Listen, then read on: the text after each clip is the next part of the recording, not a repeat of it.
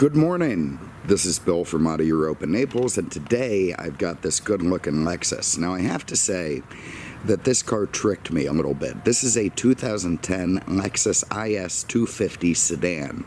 It replaced the IS 300. In fact, they came out with two cars to replace the IS 300, which is a bit of a legendary car in the car world, or was. Anyway, they came out with the IS 250 and the IS 350.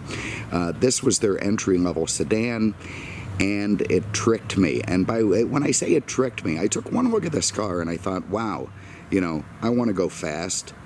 I thought, you know, I'm going to get in it. It's going to be sporty, peppy, an absolute joy to drive, and it's going to be a lot of fun. It's going to be like a real, true competitor to the BMW 3 Series. Well, it wasn't. I mean, it is a competitor to the 3 Series and does offer a, you know, alternative to that, but it does not go fast, and it does not feel fast, and it does not, you know, look, if you think heel and towing has something to do with ballroom dancing, then this is the sport sedan for you.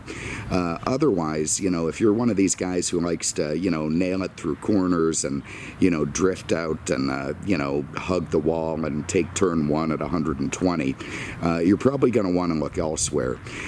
You know, the styling is fantastic. It's really attractive to look at. You know, the Lexus brand is, of course, the upscale Toyota, and man, did they put some effort into it. So, you know, elegant, refined, attractive, and, you know, kind of uninspiring. Anyway, you can see the lines are great, real stubby front end, big tall belt line, high roof line, really stubby back end. You got a little lip spoiler on there. Forgive me, we're fighting all kinds of mist this morning, and I gave up. I tried wiping it down, I gave up. You see the twice pipes at the bottom. You get the idea why when I looked at this thing, I thought I was going to be hot rodding a little bit. 18-inch alloys, twice pipes, spoiler. I mean, come on. Anyway, we'll go inside the trunk. Let me see if I can find the key here. I'll give it another thing. It's rear-wheel drive. I can really appreciate that in a car. I really hate front-drive cars, generally speaking. Anyway, nice big trunk. Works great. This is super low-mileage, one-owner kind of thing, so it still has the cargo net. You can see up there it's got the pass-through, all very, very nice. Everything nicely finished. You've got, I don't know, under here, what do we got? Spare tire, tools, that sort of thing. Little tie-downs for your bungees if you want to secure your cargo. Over here we've got the Lexus tool kit, the front license bracket. You got a first aid kit if you're wounded. Everyone will be happy about that. And all in all, a pretty useful trunk. Nice high, you know, top to it, nice low bottom, easy to put stuff in, and yeah, everyone's going to be thrilled with that. Yeah, believe how high the belt line is on this car. Very interesting styling. Have a look under the hood. Okay, so here is a 2.5 liter V6. This was another part of the subterfuge. Again, a V6 power, but only 214 horsepower. You know, not a ton of juice in this class. The BMW has more. So if you want another 100 horsepower, you got to go to the 350. Of course, then you're getting more weight. So I will say this: the one thing this 250 has going for it is it's very, very well balanced car. In fact, it's much better balanced than the 350. Also, of course, gets much better fuel mileage. Now, you know, I'd like to say it's a really neat engine compartment, and it is, except it's all covered by plastic, so there could be a little bit of subterfuge there. I imagine if you take all this plastic off and put it on the table next to you, you're going to have one of those traditional engines full of tubes and wires and induction hoses and lines that's kind of mystifying to look at. But anyway, they've packaged it up nice and neat and very, very attractive. You also see those lovely, aggressive-looking headlights. It's got fog lights down low. It's got a nicely styled grille. It's got a big mesh intake there at the bottom. The thing does look like it's going pretty quick standing still. All right, we'll have a look in the rear seat. Now, the interior compartment is where this car absolutely shines. I mean, you're going to want to get in this thing, and you're really not going to want to get out. The Hotel California comes to mind. I mean, the leather is gorgeous, absolutely soft, supple, lovely to sit in. It's like you're wearing a fine Italian leather sport jacket or something. It's just the nicest stuff to sit in. It's Toyota's fit and finish with Lexus's quality materials, and that just is a fantastic combination. I love the little titanium inserts on the door pulls, beautiful leather inserts. It's just such a gorgeous car, and the way that ivory sort of contrasts with the gray and black, I don't know. They got me with that one. I can't fault them. It's just absolutely lovely. Rear legroom, iffy, not fantastic, but you'll be able to stuff a couple of people back there, no problem. Maybe even 3. Front seats, again, same story. I mean, how do you argue with how attractive that is? Lexus really did hit it out of the park on that one. The beautiful ivory sport seats, they're of course dual power. Beautiful, beautiful leather. This thing has super low miles and it's been well kept, so it just still remains perfect. I mean, if you sell this thing or some kind of animal buys it, oh my God, could he rip this to shreds. It really needs to be owned by somebody who has a gentle touch, because that is just the finest leather I've seen in a long time, especially in kind of an entry-level car. They really did appoint this thing really nice. On the door panel, you can see all your power windows and mirror stuff. You got a little pull-out map pocket. Good place to put full-size 9mm in that one. Everything looking lovely. You've got 53 speakers in it. Some kind of Mark Levinson sound system. Sounds terrific. Really nice appointments. It does have a smart key. I didn't get into that, but you can lock it without, taking the key out. You can open it same way. And everything's nice that way. Now here's another place where Lexus shines. Watch the self-test on the instrument cluster. How cool is that? The IS300 had this really distinctive chronograph gauge, and they don't have quite the same thing in this replacement IS, but it's not. Oh God, the seatbelt. Let's get a little bit AC going too before we do anything else.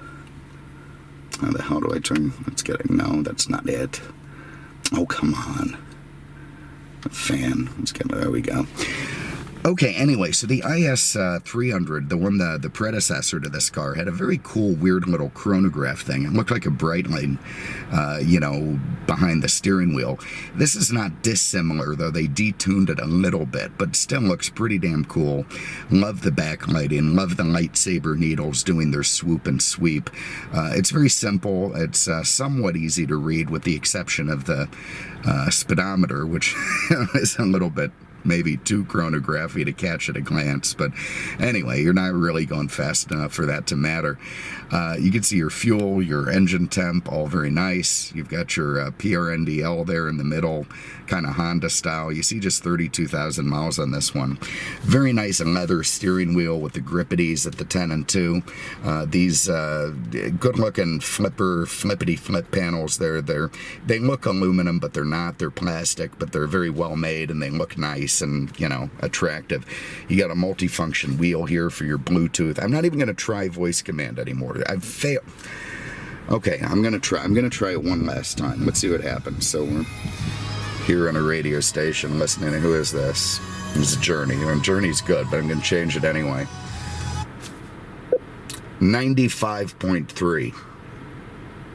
Pardon? Yeah, there again. Again. Available commands Stop. are dialed. Cancel. Canceled. I swear to God, I want to ring whoever, the person behind the dash, grab them by the neck. So I'm giving up. I can figure out Mercedes voice command, but apparently not Audi or Lexus or any other model. So anyway, there in the dash, you've got, of course, your stock for your headlights. They're automatic. It's a little change purse, I guess, for tolls. I don't know who has those anymore. You've got a dimmer there for the instrument cluster. What's this? On, off. Tire pressure. Oh, good. Okay, so way up there in a place where it's going to be hard for you to reach, you can start going through your different, whatever the hell it is. I got tach indicator, speed indicator. Anyway, there it is. You can fool around with your cluster with that thing. Down low, you've got, way in here, you've got your fuel and trunk release, all very nice. Over on this side, you've got your, I don't have my glasses on, forgive me. You've got your traction control off. I think that looks like a car with skid marks behind it. You can change your transmission settings from power to snow to whatever. So if you want to try to go fast, you can. Up here, you've got dual side climate control, all very nice. Beneath that, you've got your, AM, FM satellite radio. You've got that fantastic clock that Toyota's been putting in their vehicles since like 1972. And there's the rest of the radio down there at the bottom, AM, FM, satellite, that sort of thing. You've got what is an actual ashtray there if you want to smoke or take up smoking. You've got a very nice little gated shifter here that works fine. If you want to do manumatic shifting, you go all the way over here and bang your way through the gears. You've got a little cup holder there. You've got a sliding leather glove box here with, I believe at the back, there's that flashlight I've been looking for. Anyway, there's the USB and auxiliary input and 12 volt, all very nice. Over there you got a set of books, lovely. Up top you've got a self-dimming mirror with a compass in it. You got all your light controls. You got a sunroof of some kind. Let's see. There it is, works great. Let in the air. With all that mist. Anyway, very, very nice stuff. Incredible fit and finish. Lovely build quality. Just absolute perfection in terms of the fit and finish and material department. You got airbags everywhere. It's got a ridiculous amount of airbags, this car. It's got more airbags than the Democratic National Convention. It's just incredible. Oh boy, we got people in the street with their pooches. Friendly, lovely people. She waved at me because I'm not in that big block Corvette that I'm looking to review soon. If I had the side pipes blaring, she'd be all pissed off. I don't know why it is. Old ladies always look at me suspiciously. I mean, I'm a pretty normal looking, 47-year-old guy. I mean, I'm not, obviously not out, hitting garbage cans with mailbox. No, that's not what you do. You hit mailboxes with baseball. I'm not doing that. I'm not, well, okay, I am hammering cars through the neighborhood, but I don't think she knows that. Definitely doing it in a different section of town. All right, so let's hammer it. There's that tack indicator that goes yellow. That's pretty cool. Yeah, it's not slow. I mean, it is slow, but it doesn't feel slow. It feels like you're peppy and moving along, which is great.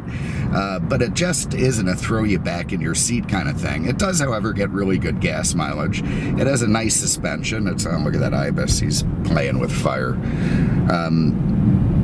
It throws you back. It doesn't throw you back in your seat. It just kind of, it's going. It's going. It's got independent suspension up front and back, a kind of a trailing link type thing in the back. It handles the road real nice. It feels smooth. It is a beautifully built, lovely, quality sedan that's just something I wouldn't own. But I mean, again, if you're the kind of person who wants, reliability, a certain amount of elegance, a minimal amount of sportiness, and a lovely car that's going to pamper you with the leather and the nice equipment and start up every day, then this is one you should look at. 2010 Lexus IS 250 sedan. Thanks so much for having a look. We appreciate it. And we'll see you with the next one. I should throw in, give us a call, 239-298-8000 on the web at aenaples.com. Thanks so much for having a look. We appreciate it, and we'll see you with the next one.